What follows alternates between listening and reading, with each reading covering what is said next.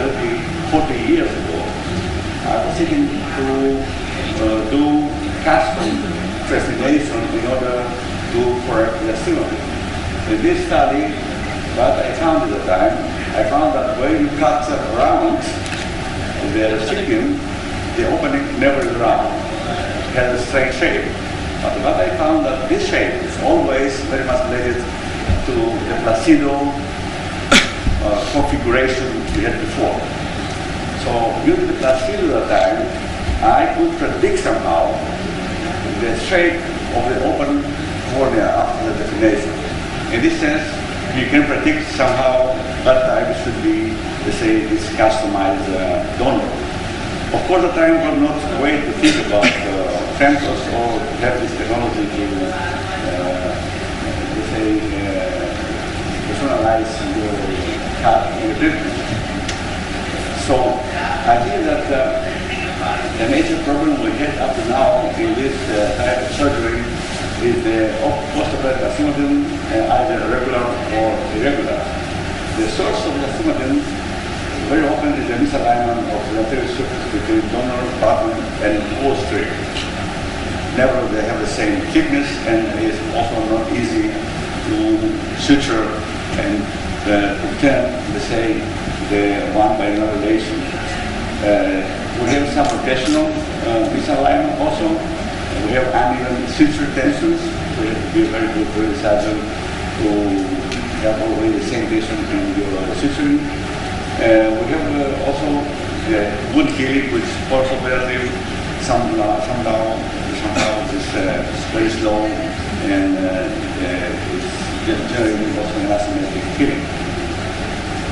So this problem is arising for corneal trephination technique, for suture placement, for unstable dimension of the graft, and we have also to define the donor from endothelium using punch blocks today, and from epithelium, so it needs to be mounted the graft in artificial anterior chambers. So the corneal incisions, which today probably are proposed, which are multi-level or steep corneal incisions, they are proposed in order to improve donor and host alignment, to increase the good stability, to decrease the need for high saturation to support the graft. And this incision is initially proposed by Franceschetti and Dordt in 1951. Pallkaris also proposed much earlier the two-level keratoplasty and mushroom technique, and Hussein lately has published two articles speaking for this combination of mushroom-like or top-up or in type of different techniques. So, what was a dream for me, let's say 45 years ago, to have a chance to customize your cut, came with femto technology. I'm sure you're aware about this technology. So this is a very precise knife which can be used today to generate any type of cut on the cornea, of course based on the software we are using. The femtosecond has been initially used, of course, for LASIK, and soon is used for, later on for cornea post-graft definition. When you have the femtosecond to make this cut, it will have certain advantages. The cornea can have visually any shape and position, as I said, on the software. You can have precise and reproducible incision of donor and recipient corneas. Allow all patterns and angles of incision not achievable with the conventional refinements. So here is some sketch of the most common probably incisions that are used today using the femto laser technology, which is top cut, mushroom, zigzag, and crescent tree. So of course there are much more different, let's say, design elements that they develop. So besides top cut, we have half top cut, zigzag, crescent tree, mushroom, inverse mushroom, double bearing, local key, and on and on. So and also we change different ways to make the shape of the graft, which is vesicular or decagonal. The top cut configuration shows us that we increased by 7 times the resistance of the wood leakage, and we possibly have less astigmatism. So the ideal path for me is to lock the donor with the recipient cornea, which means you have to have vertical side scars or oblique side scars to achieve faster and better healing with lower failure risk, and if possible without need of the sutures. So the last one probably is a dream, is not to get achieved, but probably sometime in specific design we can do that in another way that we don't need sutures anymore. So thinking of that, I was thinking to have this type of cut, the end cut, which is this is the shape of the cut. And here it does the drawings how it looks like. It does is like, let's say, a vertical Z type of cut. And the major, I think, importance of this cut is that this is not running parallel to the surface, but it's going up here.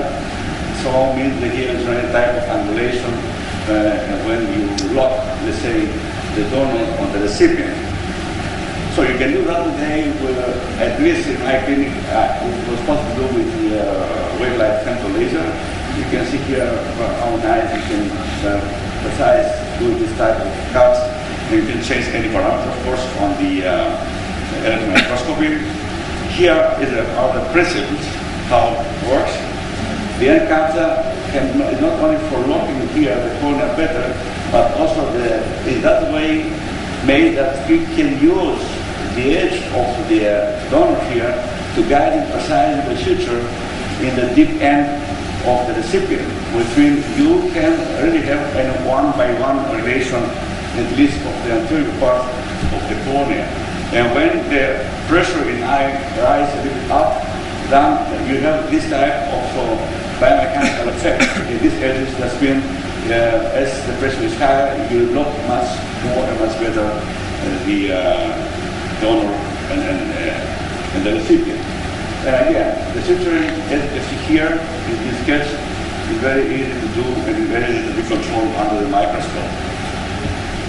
So this technique, of course, allows us to make symmetrical our suture, and as I said, they need to pass always at the same depth. And we've done a few cases up to now, and I like to see the first case we've done. It was a 31-year-old patient with bilateral keratoconus.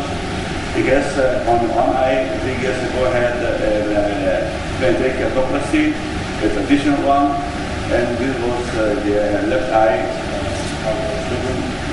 before the surgery, figure counting, best corrected figure counting, and was scheduled for later with PPK with end cap. So we get together a couple of blocks to be sure we've done the apex to come to laser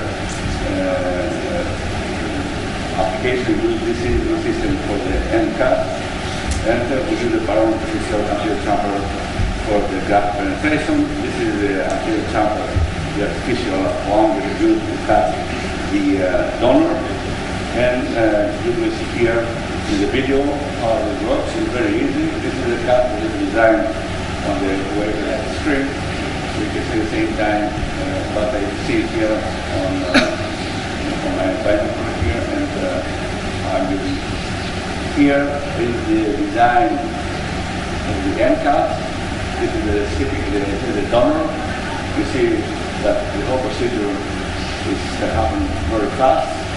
And you can take from the top here, from the anterior surface to the donor, avoid to making damage to the film, and that remains here. It's very nice highlighted here the qualities of the edges. Now I show you here how I can do that in order to have this alignment of my suture based on the design of this end technique, which can be very precise and made. With this patient I will use the continuous suture. With the other patients that I'm using sync suture, you can use both techniques. It doesn't make any sense which one we are using. This is the day one, this is microscope day, and what is here to see is you can see here the shape of the end. For example, here is better. You see here the end here, how the alignment is very, very precise. And I think this makes sense because when you go and see this on the OCT, you identify that the recipient and the donor, at least in the anterior area, they are one, the relations one by one. We have any mechanical distortion of the graph because of the recipient. So the adjustment is very, very nice. And I can show you here much better how it works. So I think this cannot be achieved by any type of Z like cast today, this type of figure. And I think this was the reason that the cornea was so with very low astigmatism even for the first days. You can see the results here that the NCAC eye has aided in vision with low astigmatism and the other eye was in 3 years before with the conventional keratoconus. So I think this is the advantage of the system, and I think it's, I don't have to say longer about that. We have better donor cost pairing, less future-related complications, for molecular better stability, less irregular astigmatism, faster rehabilitation, and improving our experience also with our patient. The positive step back in this technology is that we have to remove probably the internal suture, we have to change. We need to remove a lot of endothelium, and for the patient probably not the best way to go, but there is a matter of course of the residual amount of research. So I would like to stay here and thank all of you, and I hope we have time to answer in good job. Thank you very much.